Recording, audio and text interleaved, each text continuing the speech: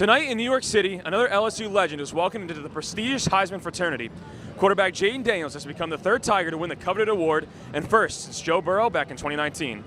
Even though the award only recognizes Daniels' accomplishment this season, the journey to this moment started long ago. Thanks, Gracie. Despite the weather, tomorrow will be a jam-packed day. College game day will be here for the first time in the history of LSU women's basketball. It's been a season of up and downs for the Lady Tigers, but they have a shot at full circle redemption tomorrow against the best team in the country. I went out onto campus to hear what some fans of the team are looking forward to ahead of this massive game. Hey everyone, we're here, not in Baton Rouge, but in New York City, the scene that never sleeps. I'm Vita, and we're bringing you some original stuff. We're gonna go out here in the streets of Manhattan and Times Square, and we're gonna go talk to some of the weirdos and freaks that are here. There's tons of people, let's go have some fun.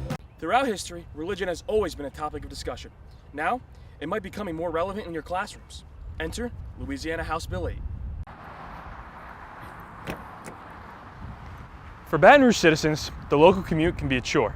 Fortunately, local leaders are working on a way to alleviate that stress. The city of Baton Rouge has begun taking massive steps in reducing the amount of traffic its citizens experience, as their newest project is underway. Yeah, Move EBR is the largest transportation infrastructure program in the history of Baton Rouge. Basically, we are connecting all 470 traffic signals in East Baton Rouge Parish with fiber to one central traffic management center. People often think of light synchronization as meaning you'll never hit a red light. That's not exactly what it means. Really, it's about them working as efficiently together as possible so that you have consistent commute times on a regular basis to wherever you're going. The new program will help all the people that commute in Baton Rouge. And for student commuters like Nathan Messina, this is a big step.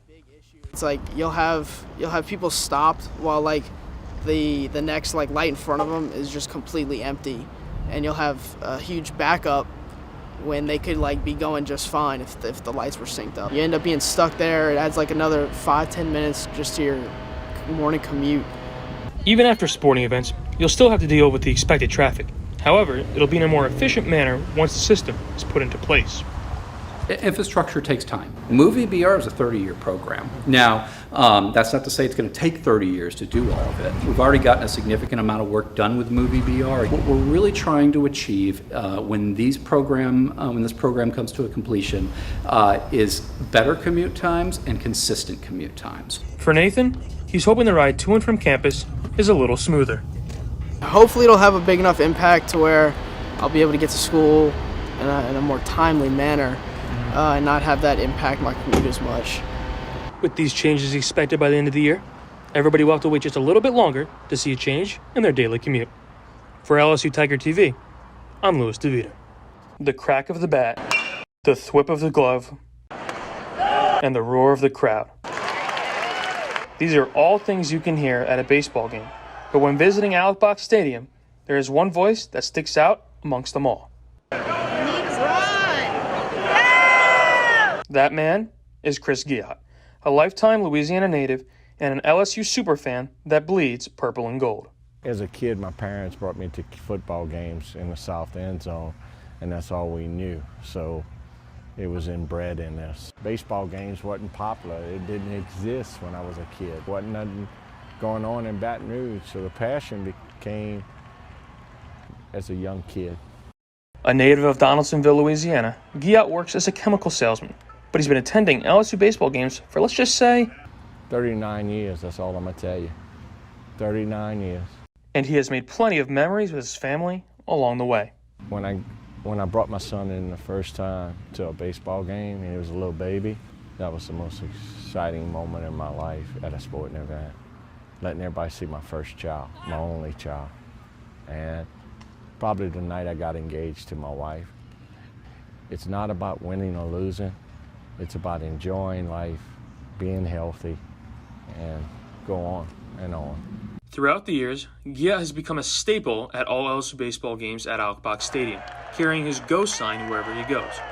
He's even made the LSU baseball team Instagram, but when told of his presence by others, Giat knows he isn't the star of the show. If I yell go, there's 10,000 fans yelling it with me. That's the difference. It's we, not I. It's the LSU fans. There's people that say, hey, good and bad about me. But guess what? The LSU fan, the majority LSU fan, is right behind me. They got my back. Even as the current season comes to a close, Piet will continue to be that resounding voice for seasons to come, just as long as his wife lets him. For Tiger TV, I'm Louis DeVita. It was a night of celebration at the PMAC as LSU hoisted the 2023 National Championship banner and had their ring ceremony. Players and coaches received their championship rings, and even Alexis Morris was on hand to receive hers. This was the night the team was finally able to cash in all their hard work for some jewelry. It's emotional to see everything and having some players come back, but also just trying to stay focused and understanding what the bigger goal is. We always say if things are big, that was big yesterday or big today, then we haven't done anything. So just trying to stay poised and be happy for ourselves, but at the same time still focus for the game today. For Coach Kim Mulkey, she's experienced this 3 times before, but that doesn't take away how special it truly is. Really, for me, the emotion of a ring ceremony is not more than the moment you cut those nets down or the moment that clock ticks to 0.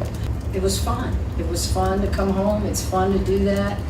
And now we have built this program back to relevancy, and that's where you want to stay.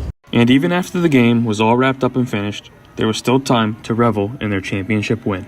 I think they would all tell you, you can't cry any more tears than we all cried when that net was cut down. That was just special.